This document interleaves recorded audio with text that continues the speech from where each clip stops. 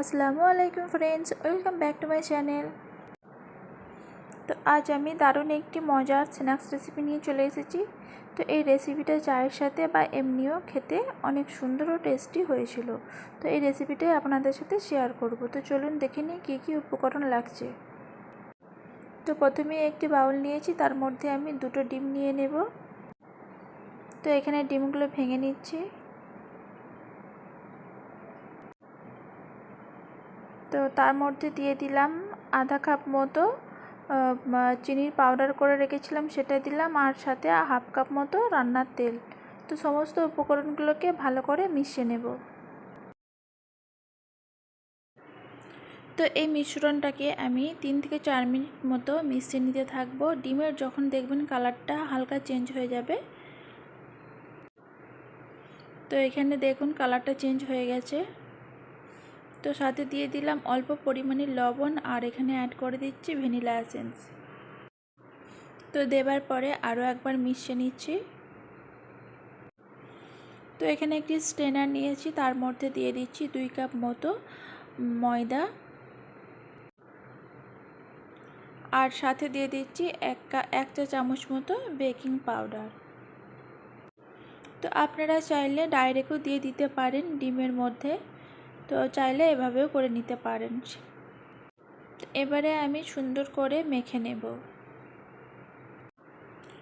তো একবারে আটাটা দিয়ে মাখবো না, 2 বারে দিয়ে মেখে নেব। একেবারে দিলে মাখা অসুবিধা হবে। তো বাকি যেটা ছিল সেটাকেও দেখুন চেলে নিলাম।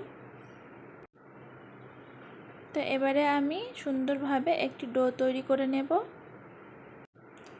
তো এটা দেখবেন প্রথমে মাখার সময় হাতের মধ্যে লেগে যাচ্ছে, তারপরে দেখবেন আস্তে আস্তে ছেড়ে যাবে। যতটা সুন্দর ময়দাটা মাখা হবে তখন তারপরেই দেখবেন হাতের মধ্যে আর কিছু লেগে যাচ্ছে না, আর একটা সুন্দর স্মুথ ডো তৈরি হয়ে যাবে। তো এখানে দেখুন কতটা সুন্দর স্মুথ একটা ডো তৈরি করে নিয়েছি। তো সাইডে রেখে দিলাম 10 মিনিটের জন্য। তো এখানে একটি প্লেট নিয়েছি স্টিলের। তো তার মধ্যে দিয়ে দিলাম 1 চা চামচ মতো সাদা তেল দিয়ে ভালো করে ব্রাশ করে নিচ্ছি।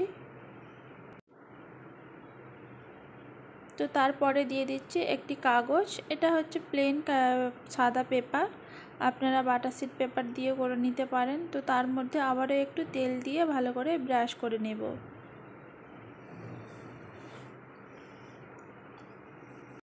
তো এখানে আমার প্লেটটা রেডি হয়ে গেছে। তো তারপরে এখানে নাস্তার শেপগুলো দিয়ে নেব। আপনারা চারচৌকো বা গোল করে নিতে পারেন। তো হাতের মধ্যে অল্প পরিমাণে তেল নিয়ে নিলাম।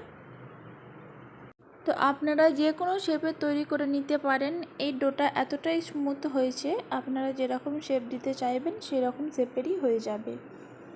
তো এখানে আমি গোল আকারে করে নিয়েছি। এই নাস্তার শেপগুলো আপনারা চাইলে চারচৌকো করে নিতে পারেন। তো এখানে একটু আমি মোটা করে নাস্তাটি তৈরি করছি, আপনারা চাইলে একটু পাতলা করে নিলে আরও সুন্দর হবে। তো এখানে আমি দেখুন রাউন্ড করে নিয়েছি, আর এখানে একটু ডিজাইন করে নেব।